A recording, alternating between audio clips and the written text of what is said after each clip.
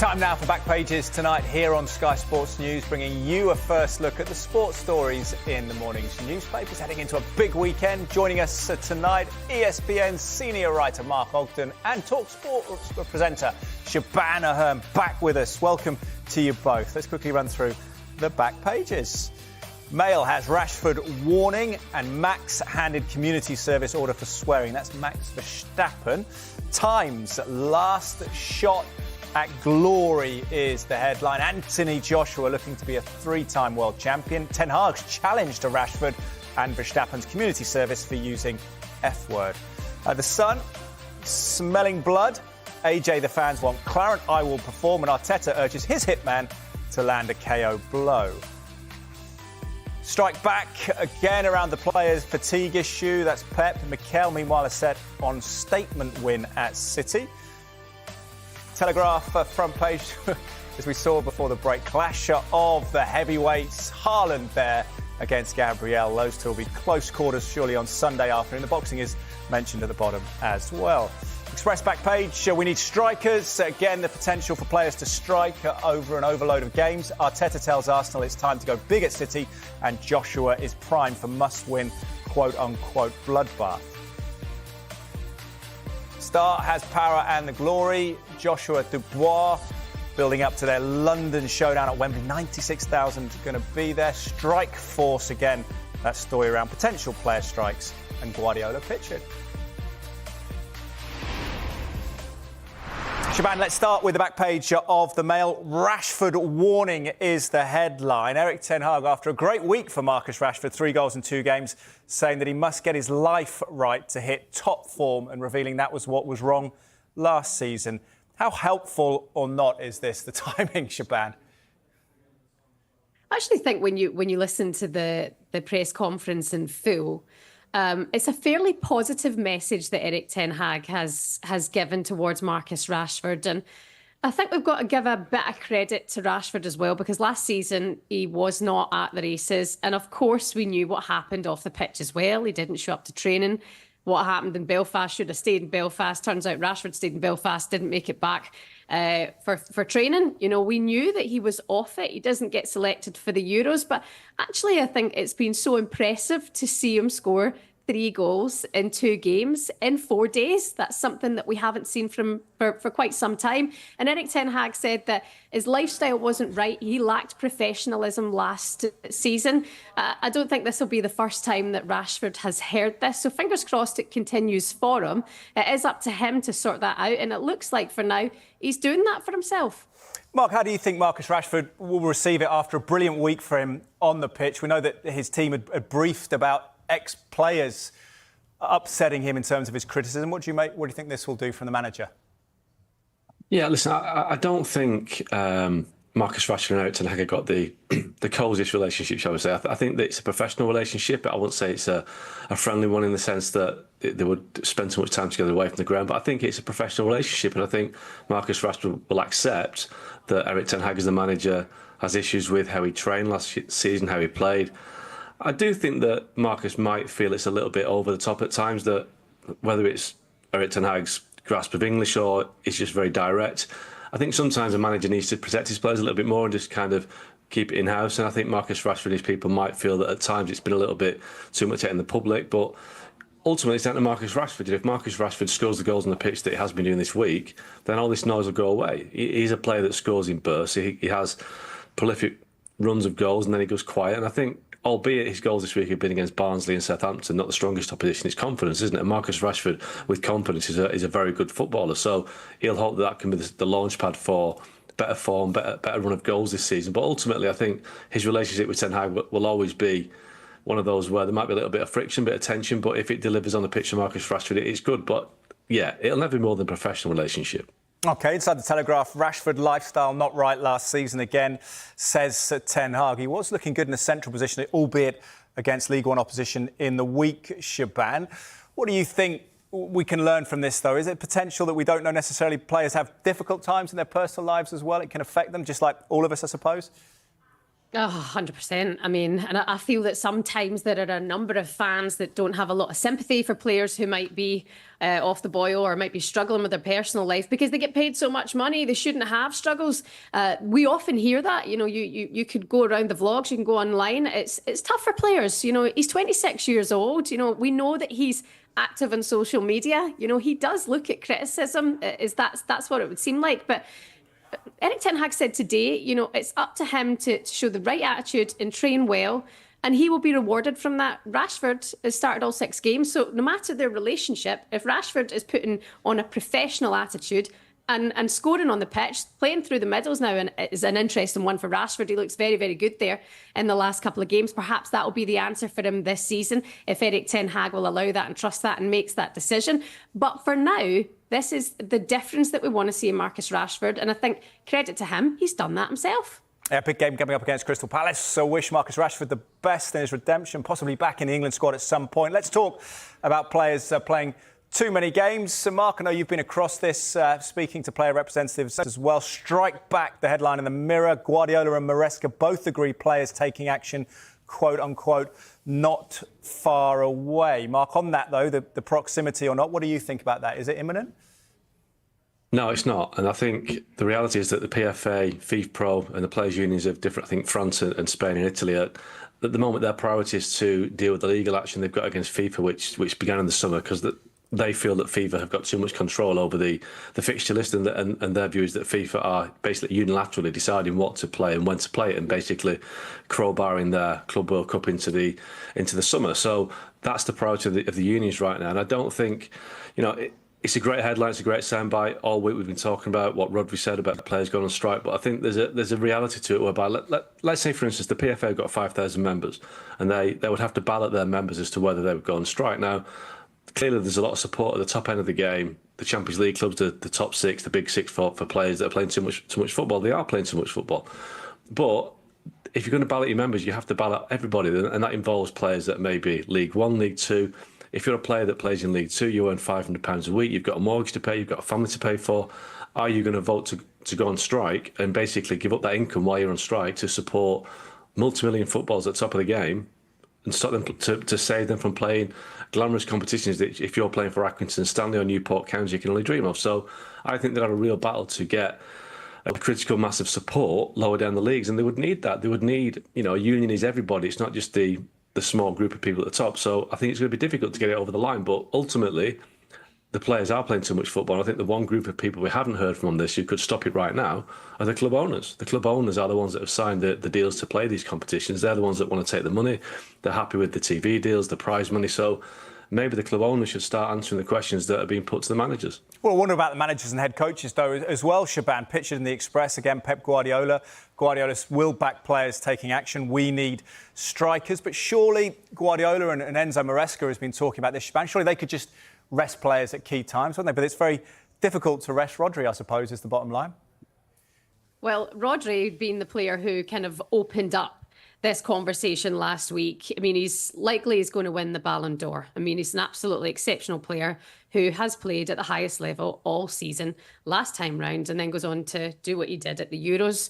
Now, not every player can relate to Rodri in terms of how he's feeling with burnout. At the end of last season, he'd spoke about it as well, going into one of the finals, that he needed a rest. He'd spoken to Pep Guardiola, he needs a rest. So he's been very clear about how he feels physically and the amount of football that he has been playing. And then you get Alisson, who's doubled down on it as well. But it definitely feels like something maybe now looking forward that the players are going to have to sort out with the club, perhaps when it comes to signing a new contract. Maybe this is something that in the future will be brokered by an agent when a player is looking to get a deal with a club.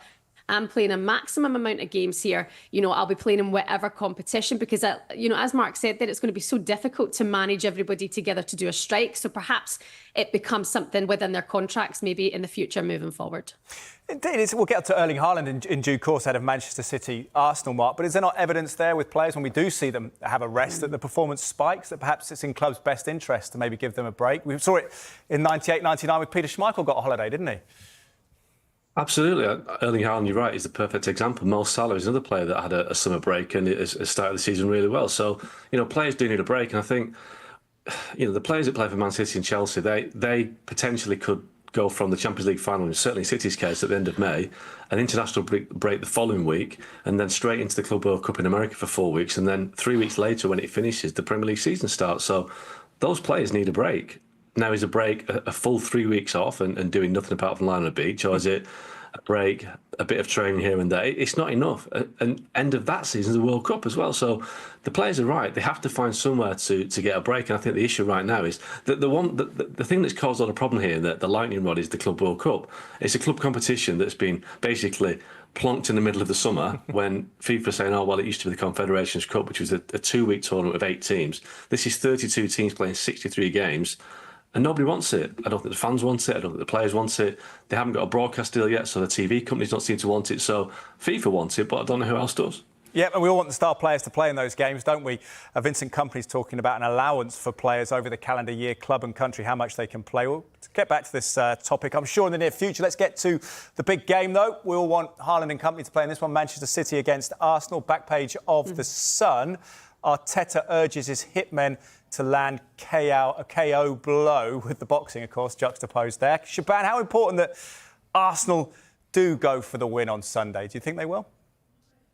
It's huge, isn't it? It's a huge mental test for them. And missing the captain, Martin Odegaard, everything goes through him. They have to crack on with that now because he's going to be out for what looks like a couple of months. Last season, they go to the Etihad, they take a point. They beat Manchester City at home. That's a huge achievement. So I think for progression, if they can go to the Etihad and take all 3 points, I mean, that's a huge statement for where they want to go this season. But also with the likes of Odegaard being out, will we see Raheem Sterling get more of an opportunity against his former club? Is that something Arteta's going to suss out? Will it be Trossard who plays in that position and takes up more of a role? But yes, we know what Mikel Arteta does to prepare his team and how he believes in that mental strength and being prepared. I actually thoroughly enjoyed his press conference. They were talking about the amount of games played.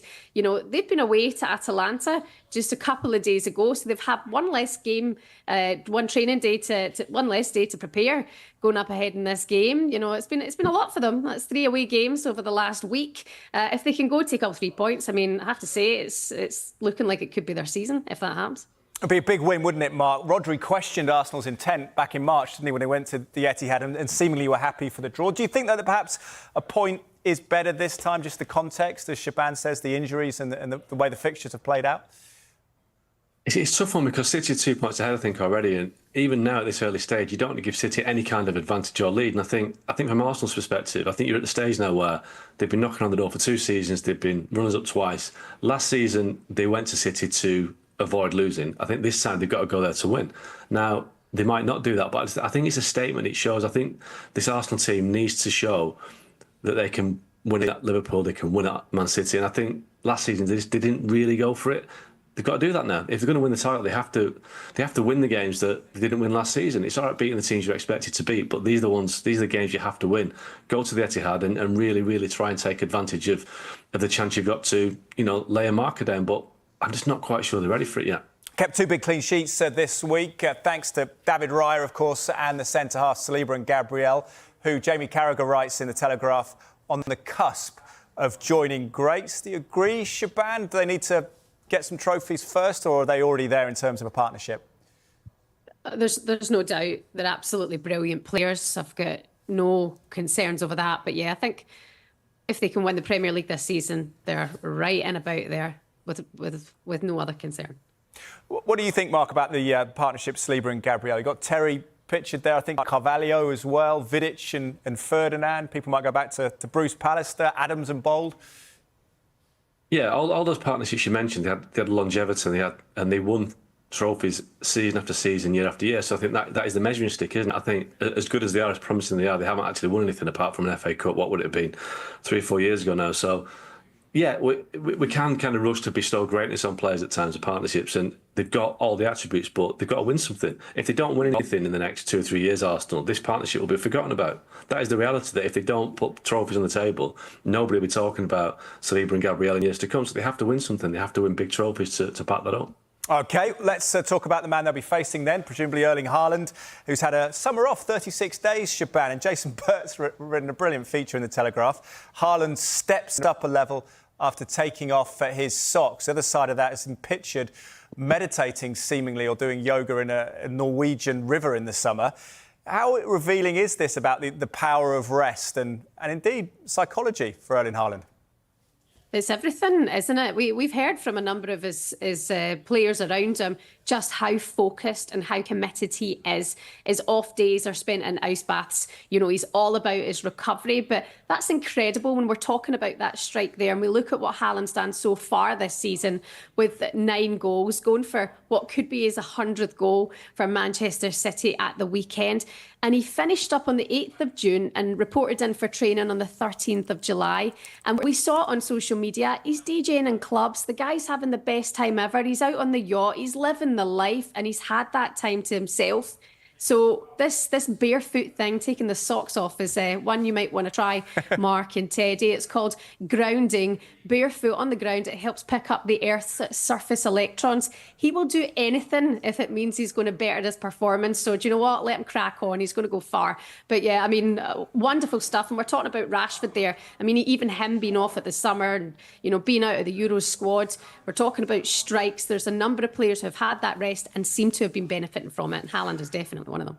OK, take my shoes off, head out onto the grass outside the studios in the near future. Shebahn and Mark, thank you very much for now. It's good enough for Haaland, it's good enough for everyone, isn't it? We're going to take a quick break. When we come back, we'll look at more of the back pages, including this in the Times, all about the boxing for them. Last shot at glory for AJ. You are watching Back Pages tonight. Welcome back to you and welcome back to ESPN senior writer Mark Ogden and TalkSPORT presenter Shebahn Aherne. Let's go then to the Times. Last shot at glory. Anthony Joshua, the Olympic champion from 2012, looking to become a 3-time world champion. He's done it all, Mark, hasn't he? But how much pressure is on AJ tomorrow night in front of this epic crowd? Yeah, 96,000 people at Wembley. It's an amazing turnout, and I think that's the one thing that, you know, when the fighters go to Saudi to have their bouts, it does seem to lack the atmosphere that we're going to get at Wembley tomorrow. So, but you're right. I mean, AJ has been there and thereabouts. He's had great success, but you know, he's always fallen short in the biggest fights, apart from the Klitschko fight. So the pressure's on him. But as we've seen, you know, boxers do come back. They come back time after time after time. But I think on this occasion, if he doesn't beat Dubois, then I think that could be it. But you never say that with boxing, do you? Because I'm sure there's a fight with Tyson Fury down the line somewhere. Yeah, how intriguing is it, Shebahn, as well? Because it's not 2 undefeated fighters, is it? There's an air of vulnerability about both men, which I suppose adds to it in a way. Certainly. 2 Englishmen who have their faults and have had their flaws along the way. But AJ seems to just fully believe in himself. Listen to that press conference. His words were, "I want blood and guts and glory." That's what he's going for from this fight. 18 stone. He's 4 pounds heavier than Daniel Dubois, which is interesting. And Dubois is at his heaviest of his career so far. But you mentioned there, Mark, about the opportunity down the line of taking on, say, Tyson Fury. I actually think this fight for AJ is about stepping out of the shadows that he's been in of the Gypsy King for the last few years. I mean, Wembley, 96,000 is absolutely incredible. And I think AJ's the kind of man who can absolutely handle that. I mean, you've got to look at the past when he was in his heyday, 2016 to 2019, that fight against Vladimir Klitschko, 2017 was the height of AJ. Can he find himself back to that? I definitely think a Wembley crowd would help him over the line. And for Daniel Dubois, he's a heavy-handed fighter. He's a brilliant prospect. He's been doing well, certainly over the last year. And you think back to that fight against Usyk, that was a questionable win because it was the low blow, wasn't it, which was debatable at the same time. So it's going to be a great fight. Looking forward to this one. Absolutely. Usyk will be in attendance as well. Look forward to the fight. Let's talk Ange Postecoglou and Tottenham ahead of Brentford. And he says do some yoga to his critics, or the critics of Dominic Solanke. Mark, what do you make of Ange Postecoglou's energy and mood at the moment? You might advise Solanke to do some yoga after reading the Haaland piece. You know, I've spoken to some Tottenham fans. There's a bit of a split on Postecoglou, and I think a lot of it stretches back to last season when we had the situation with the Man City game when he basically disagreed with the fans who wanted Tottenham to lose. But I think it's kind of skating on thin ice a little bit when you start, you know, questioning the fans' judgment or questioning criticism. He just seems to be having a go at people at the moment and seems to be shrugging his shoulders at things other people care passionately about. And I think the performance last week against Arsenal wasn't great either. I was stuck on a train platform on the way back to Euston last week, and there was a lot of complaints about Postecoglou's tactics. So I just think he needs to turn the narrative around a little bit, because he's becoming a little bit whingy, and I think that isn't the best place to be if you're a coach and you've got results that are going against you. So, yeah, maybe he needs to do some yoga rather than Solanke. What's frustrating him, Shebahn? Do you think it is the questions from the press, or is it the fact that maybe the standards are so high in the Premier League, and even in the League Cup midweek he had a challenge? Oh my goodness. I mean, the press are absolutely at it. They're complete wind-up sometimes. I mean, he says, you know, I'll win trophies in my second year. Proven, if the three places that he's won trophies in his second season. And then he answered that question, and now it's come back to haunt him, because at the minute it looks like it's going to be the chips are down if they want to win a trophy. But they did get the job done against Coventry, and Coventry are no mugs. You know, they're not. They were the story of the Cup last season, but they got the job done. But fans expect so much from Tottenham Hotspur, and actually they should. They're a massive club. They should be fighting on multiple fronts, and they have to win something. Now, I'm all for Ange Postecoglou, and I think he's a brilliant manager, and I love the way he speaks to the press. I think he's incredible. And actually, what he called for in this press conference as well is consideration over criticism. That's when it comes to Solanke. That's when it comes to fans and the backlash that he's having at the minute. You're 4 games in the Premier League. 8 games in the Premier League last season. The Tottenham Hotspur Stadium was the place you went to chill out because you were having the best time. But one thing I will say, Ange, is when people are annoyed, don't tell them to calm down and do some yoga. That'll just make them even more mad. Nope, a lot of people love yoga as well. Tottenham against Brentford. What do you reckon, Mark? Does a lot hinge on Solanke's form? You've got about 15, 20 seconds in terms of Ange's future. Go, Mark. Yeah, I mean, Solanke, look, I mean, he started the season with an injury. He's a different player to Harry Kane was, for instance. And he worked the Arsenal defenders last week, but it's a tough start for him, and I think he needs a goal. And I think Postecoglou needs him to score a goal, and everyone will be happy they can abandon the yoga for a bit longer. Give us a prediction quickly before you go, Mark. Shebahn, you first. City, Arsenal, what do you think? Arsenal 2-1. Mark? Man City 2-0. Oh, there we go. Split camp at the end. Brilliant to have you on, Shebahn and Mark. We'll see you again soon. If you missed any of the show, another chance to see back pages tonight at 1:30. Also available to Manchester City. Here's Pep. But not yet. 2 years off. Tomorrow we're training, and we'll see. So he could be involved, but could be. I know it's very early in the season, but what can you learn about your team, about Arsenal, by playing a game of this magnitude at this point? Always have been a tight games last years, apparently because I think we are a good team, but they are good too. They do many good things in all the aspects, when high pressing, in defending deep, in transitions, and it's a absolutely complete team. That's why I have been the biggest rival in the last 2 seasons, and early stage of the season, I would say. So nothing more than, you know, the mood for the next games, the influence for the next games. But in terms of table and everything, it's not much important. It will be important when we will go to London in the second part of the season. Hi, Pep. Obviously, Arsenal have been one of your closest challengers in recent times. Do you feel that they are at their strongest now that they've ever been when you've been going head-to-head? Every season is stronger, yeah. Depth squad and add more players and top quality, yeah. Every season is even better and even better. What have you seen as a key development in Mikel Arteta's side then that makes you believe that they are? You can ask him, because if I say something, they will say that I'm playing mind games or something like that. Always I have a highly opinion about him, his team. Everybody knows that he grew up as a team year by year, so there's no doubt about that. And both years have been close, but we have been so strong as well. And still we are strong and looking for the game. You can play mind games if you want to. No, I'm not good on that. Thanks. Yeah.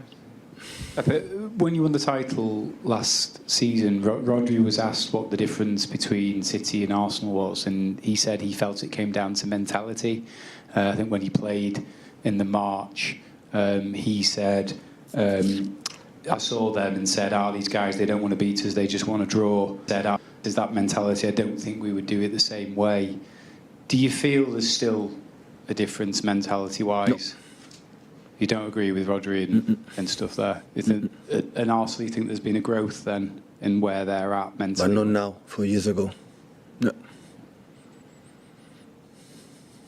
Hi, Pep. In recent years, we've seen quite a lot of high-scoring games between the teams at the top of the table. Last year, you and Arsenal, it was 1-0 and 0-0. Do you think that's maybe the way things are going to go more, or are you expecting something similar? Similar. And is that do you feel a sort of trend in football back towards those top games being really, really tight? To score goals, you can score from many different aspects. In the set piece, it's not easy because they are so tall, taller than us. In the transitions, her backwards are quicker than our transitions offensive. And when we are able to set them back, and they are so strong defensively, they accumulate a lot of players that the modern football, the strikers forget about it to go to the strikers, they go to our holding midfielders. So the gap between the spaces, we saw against Inter. So they defend the space, they have incredible defensively with the runners in the channels inside, being defensive with the people in the middle. So Saliba and Gabriel, they are incredible focus with Erling all the time. So it's not 1 against 1, it's always 2 against 1, sometimes 3 against 1.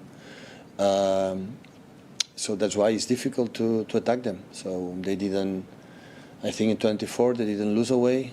I think they draw just 1 game against us, they won it. So it's not just 1 game or 2 games. There are many games. They are be solid, consistent in that. They don't concede goals, and the opponents create much options of that. So that's why I have to try to read well the way we have to do it. And at the same time, I'm looking forward. I'm looking forward to play the game, and in every game is a chance to get in better or play better or do it better than the game before.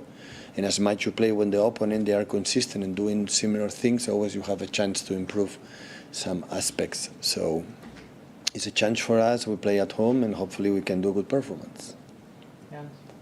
Hi, Pep. Mikel said on Wednesday that his captain Martin Odegaard is going to be out for a period of time. And how do you think his absence will impact the game on Sunday? I'm so sorry for him. Always I like to play with the biggest, the toughest squad. Of course, he's an important player, but when year by year Arsenal is getting better, it's because they invest a lot with the depth squad. You know, to have more players' ability. When you have during the long season, you have problems with the injured suspensions, bad forms or whatever, and always you have the depth squad helps you to notice. But he's a captain from Arsenal, and everybody knows how important and how good player, an exceptional player he is. And also there's been some talk before the game now that you played home against Inter on a Wednesday, while Arsenal had to go to Bergamo, Atalanta for the away game on Thursday, with a difference in restitution and all these kinds of things. What is your take on that?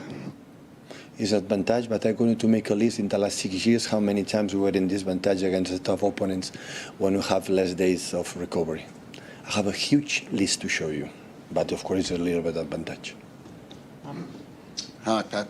Arsenal signed Raheem Sterling on the deadline day last year. I think it sort of came as a bit of a surprise to some people, but what will he bring to their squad? He's obviously playing. Well, I hear Mikel that said it was a surprise for him as well. Didn't expect to hire Raheem. So I wish him all the best. I said many times, for all the players that behave unbelievably in this club, that help us unbelievably to be who we are, to what we are. So we cannot understand the first period, the first years in my tenure here, in our tenure here, in our time here without Raheem. So have been so important. I wish him all the best. Of course, I would prefer don't perform well tomorrow on Sunday, but of course I wish him all the best. Pep, I know you've been an advocate for the highest quality games and for ensuring players get enough rest and recovery. Rodri came out with comments saying players are probably closer to striking than ever with the increased amount of games, and then there have been a lot of other players who've come out and echoed his sentiments. Just wanted to get your feelings on that. Well, I'm agree with you, maybe for the first time, that many voices are talking about the players. I'm pretty sure of that.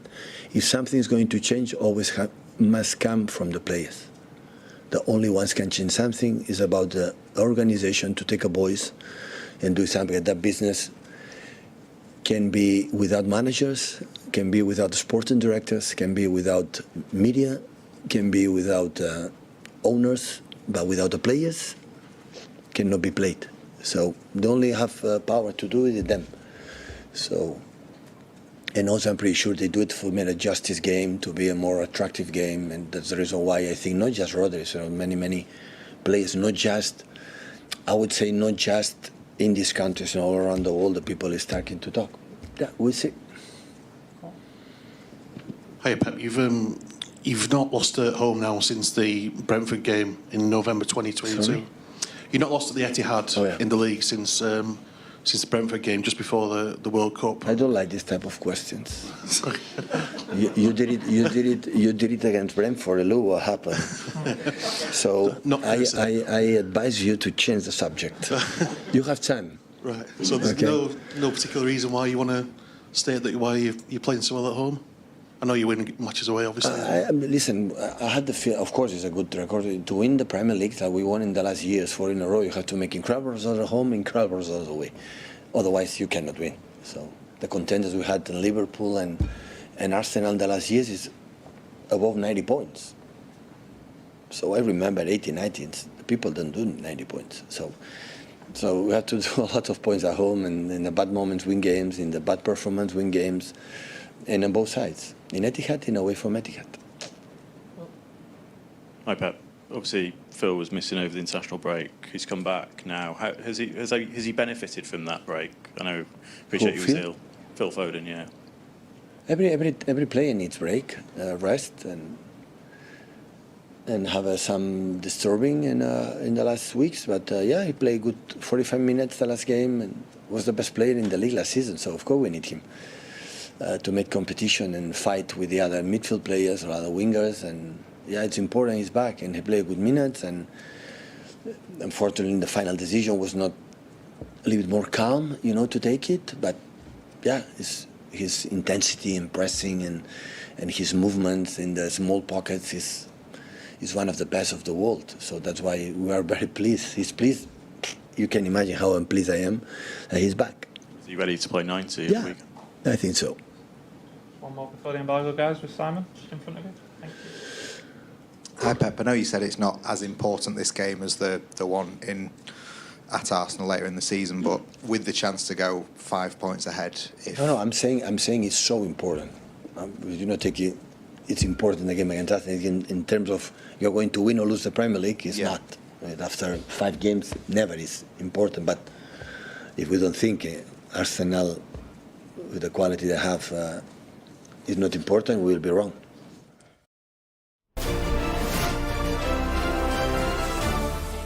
Former Manchester United striker Anthony Martial. Yeah, he's agreed to join Greek side AEK Athens, and he'll arrive in Greece tonight ahead of the move. We thought we were done with all the transfers there, but there we go, on his way to play in Greece. Anthony Martial.